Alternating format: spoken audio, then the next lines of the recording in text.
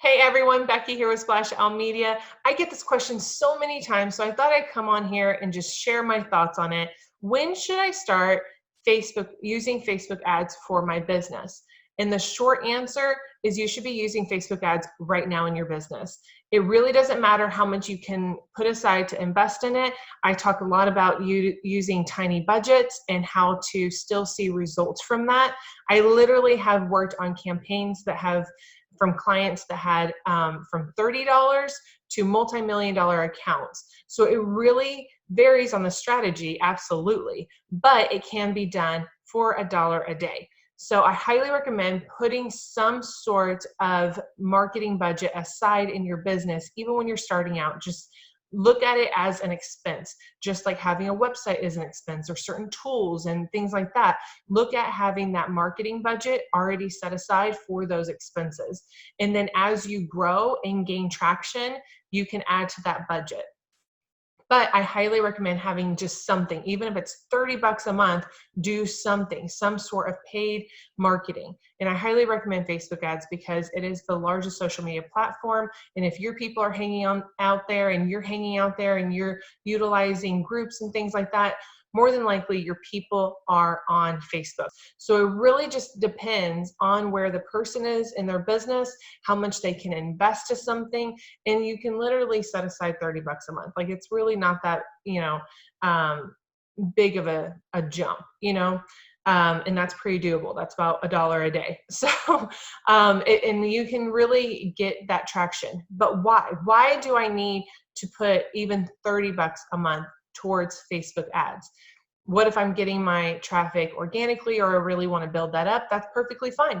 Keep building up the organic traffic, but it's going to take you longer to build up the organic traffic versus if you were to help promote yourself with also a paid budget and get more people, get in front of more audiences, gain those that know, like, and trust factor, and start building your email list, because that's also what is the big push right now. And well, I mean, it's always been a really big push in marketing, but building the email list is absolutely crucial to every business. I don't know any business that wouldn't be where they are right now without an email list. I mean, from chiropractors and doctors up to, multi-million-dollar home builders. So it really just doesn't matter where you are in your business, what niche you serve. Email is still the best form of one-on-one marketing. And how you get there is by having that know, like, and trust factor. And Facebook is a great platform to do that with.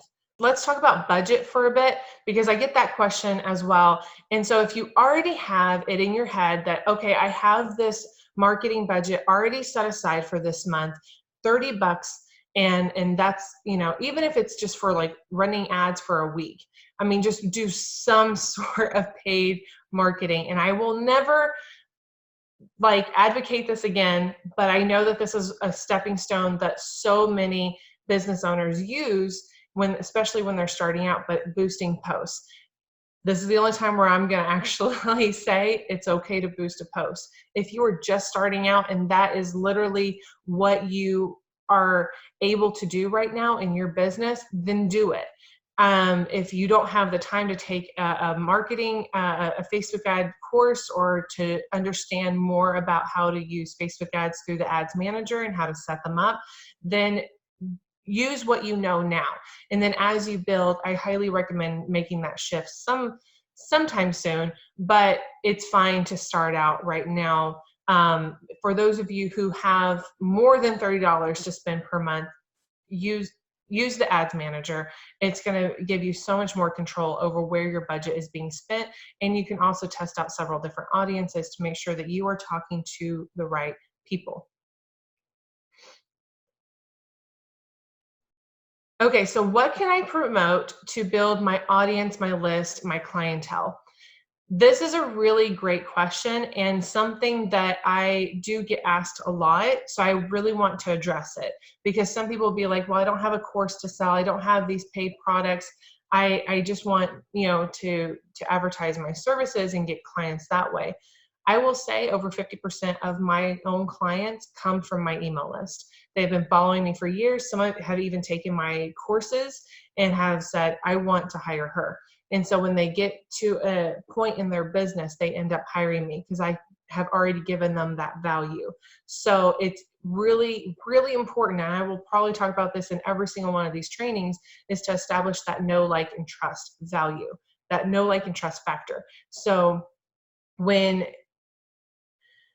you're dealing with how to bridge that, especially in a very saturated niche like mine, then you are going to need to bring even more power, even more of that value and promote it out. So what I do is I do these video trainings. I give you value. I give you tips that you can take into your business, apply them right now, and start building. And so you immediately get that satisfaction because I'm helping you solve a problem. So I recommend building a very simple funnel. The funnel should look like, hey, I'm going to do a training on this specific pain point that I get asked all the time from my clients, from I see it in Facebook groups, wherever you see these questions and these pain points, address it in one video. And you should only be really hitting on one major pain point and solving it for them. And the video should be between 3 to 5 minutes or less. It should just be like, here's the facts, go do it. And so a very short video. Then you promote that out. You can have a call to action, but that video is not really there for that. It's really just there as value, just value. And then you retarget the people who spent time. Maybe they went and looked at your, they engaged with the ad somehow. Maybe they watched 25% of the video or more.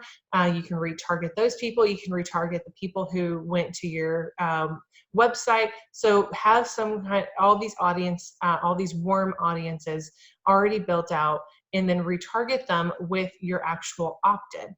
So in the opt-in, all these steps in your funnel should, all of these steps in your funnel should complement one another. So from that video training where you're solving that one problem, you're not asking for anything, then you have your opt-in, which helps with that. It's like the next step. So if I'm doing some kind of video training, like I did one over like the tiny offer, and then, hey, here's a better, here's a mini course that teaches you what kind of funnel you need to be building out. And it's literally, it has a workbook with it and everything. So that's kind of like the next step up. It complements each other. Or you can build a checklist that says, hey, that brought you value. Here's a checklist to keep yourself organized with that specific thing. Or here's the checklist that I use in my agency, whatever it is. I mean, it doesn't even have to be a checklist, but my mini course does go over what is converting right now as far as like the offers. So, you have your cheaper offers or your cheaper conversions, and then you have your more expensive ones. And I break each of those out and kind of show you what you need to be creating to also complement whatever that video training is. So I will link to that here in the description. But so you have your free training, value training, then you have your retarget opt-in. And then on the thank you page of that, you want to have some kind of upsell, some kind of thank you page upsell. This is where a lot of people are utilizing the tiny offer. I'm trying to get more people to put that on this part of the funnel versus the first step of the funnel. So they get that return on their investment. Plus, you hit them on these first two steps, they're a super warm lead. So by the time they get to that thank you page, they're going to be more likely to buy from you because you've already given them back-to-back value. So I highly recommend that you set it up this way and really build your email list, because that's going to help you build that one-on-one connection. You can even send them through a funnel to get on a call with you if you're building up your client base, or you can hold on to those emails. You can constantly bring them value, because maybe not now, but maybe in a year from now, you want to have some kind of online course or digital product to sell them, something. Okay, so another question I get asked is, why should I set up my funnel this way? And I truly believe in bringing the value. I follow a lot what Gary Vee says, and he's all about the value before you ask for anything in return, because you want to establish that know, like, and trust factor. And this is the best way to do it. You're giving your community value, you warming up the leads before you even ask for even their name and email address. And so they are going to remember that. They're going to be more likely to buy from you in the future. So I highly recommend establishing that relationship with your audience right now. Okay, another really great question from the funnel perspective is why I should create something on Facebook. And so this video, maybe you don't like Facebook Lives, that's okay, neither do I. All the videos that you see are more than likely pre-recorded, and I edit them and then I push them out.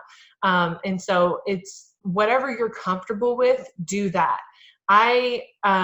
You can upload the video if you still want it to be that that get that organic reach. That's perfectly fine.